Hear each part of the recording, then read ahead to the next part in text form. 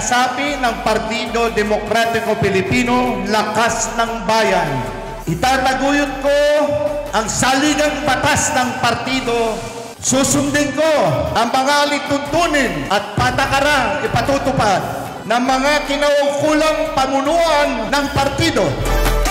Ako po si Philip Salvador. Hindi po ako abogado, hindi ako doktor, hindi po ako engineer.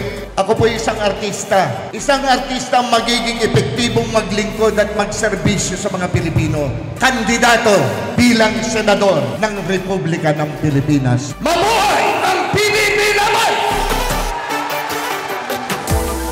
Kahit sang mangkulay man po tayo napunta, nandito po kayo para tumulong po sa akin. Kaya maraming salamat po sa inyong lahat.